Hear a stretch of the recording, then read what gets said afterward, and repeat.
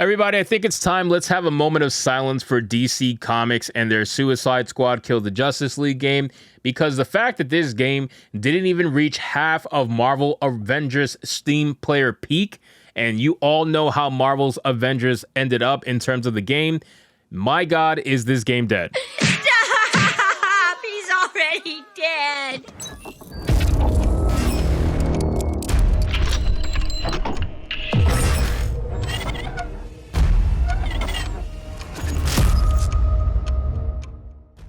We have an article here from Bounding Into Comics with a headline that reads, Suicide Squad Kill the Justice League fails to reach even half of Marvel's Avengers Steam player peak. That is pretty damn awful. I mean, I really don't know how else to put it other than that. It goes to show that we knew this game was going to fail. We knew that when they started releasing the trailers for how these characters are killed off, and we started realizing that all the men were just completely destroyed and disrespected, and yet somehow Wonder Woman got this sacrificial send-off because we all know she can't be treated the same way. And then we have Lex Luthor telling Wonder Woman how it's so great how she got rid of toxic masculinity. Yeah, once we saw all that nonsense, we knew exactly what was going to happen to this game, and this game died faster than it could ever come out. I mean, it is just so sad to see the potential of yet another game wasted just because the writers of the game want to adhere to modern audiences, ladies and gentlemen. So let's get into this article, guys, from Bounding Into Comics. But of course, before we do,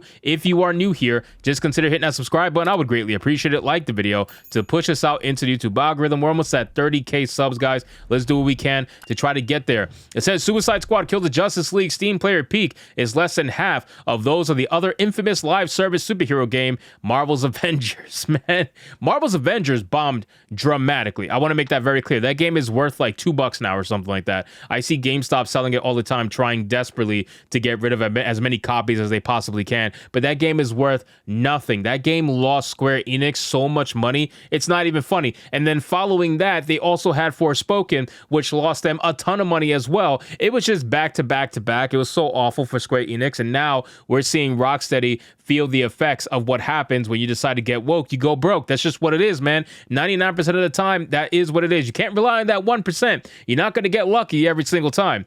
It says, as noted on SteamDB, a third-party website that tracks various data of Steam, Marvel's Avengers had an all-time peak of 31,165 players on September 5th, 2020. This was 24 hours after launch and the game's all-time peak. The peak being so soon after launch is typical, usually being bucked in rare cases by major updates or exposure via YouTube or social media. However, Suicide Squad Kill the Justice League saw only 13,459 players, again, the day after its launch. To add salt to the wound, even the beta for Marvel's Avengers had an all-time peak of 18,908 players on Steam.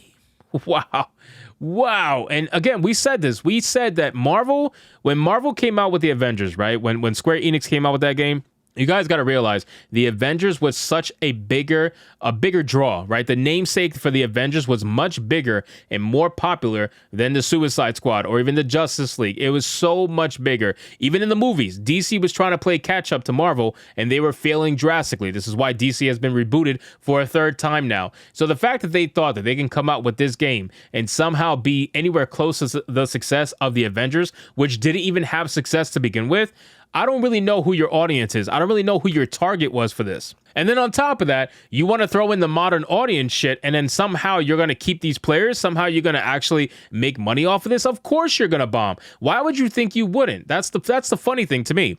It says it should be noted that this does not account for players on other platforms, but the comparison is nonetheless yet another blow to Rocksteady's latest game. The similarities aren't hard to draw. Both titles were reviled for the live service elements and currencies they featured, as well as other issues. Marvel's Avengers would eventually shut down 3 years after launch and saw publisher Square Enix suffer a $48 million loss in the quarter that it launched. Oh my God, that is insane numbers, man. $48 million is not a small chunk of money when you're talking about a video game developer. Even though Square Enix is massive, obviously, still $48 million is crazy amount of money to lose. And then you got to think about it too. The amount of money that Square Enix probably paid for licensing in order to get all of these characters and their names and their appearances and all that. Just think about how much money they probably spent doing that, and they lost all of it. It was all for nothing.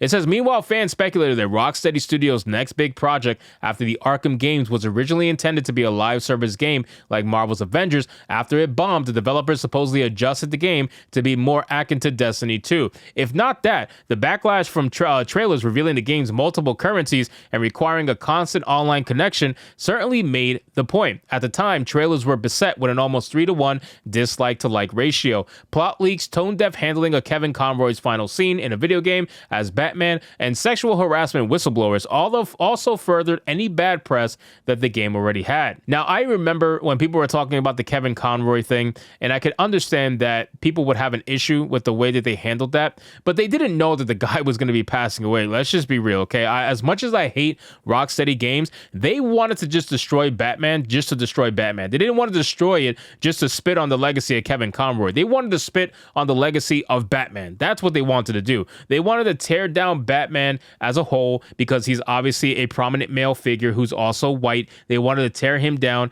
and throw in the girls. That's what they wanted to do. Whether that was Kevin Conroy's Batman or anyone else's Batman, I don't think they cared. As long as they can showcase them killing Batman with a female, that's all that mattered to them. But I can understand people's grievances when it comes to the way they handled specifically Kevin Conroy's final scene, which unfortunately became his final scene, as much as we hate to admit it. It says, in a video game as Batman, is sexual harassment whistleblowers all the further any bad press and game already had. And initial reviews for Suicide Squad Kill the Justice League were also tepid at best, and the $100 deluxe edition couldn't grant early access as Rocksteady Studios soon found players were getting completed save files due to a bug. Now that is ridiculous. That was my biggest gripe, or one of my biggest gripes with this game, is the fact that it released with such a massively game-breaking bug that there's no way in hell you can convince me that you have a quality control team. There's no way. There is no fucking way. You clearly don't care about quality control. And I will believe myself when I say that, because all of these gaming companies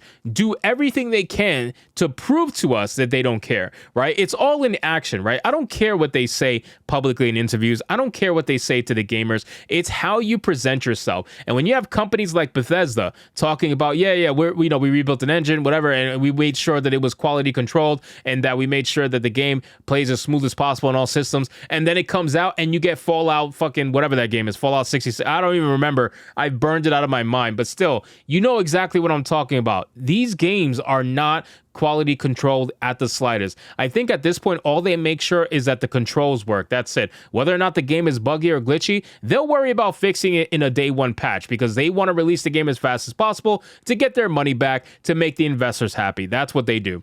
It says, after pulling the game offline, again, making it unplayable even in single player, the game effectively gave players $20 of in-game currency in compensation. Why would you want that? Why would you want $20 of in-game currency for a game that you are not going to end up liking or wanting to play anyway? That's not compensation. You should refund people a portion of that money to their card that they use to purchase the game. And obviously, I know that's a lot easier said than done, but still, there needs to be some sort of true compensation for the absolute garbage that people have experienced. So I'm glad to report that Suicide Squad is just going to go down the same route as this god-awful, terrible game, Marvel's Avengers, and eventually, I'm sure, after a couple years, it will be shut down and it will go completely broke. That's basically it. So anyway, guys, thank you so much for watching this video. I hope you did enjoy it. And if you did, consider leaving me a subscribe. I would greatly appreciate it. Don't forget to like the video, comment, let me know what you thought, and I'll see you guys on the next one. Hypnotic out.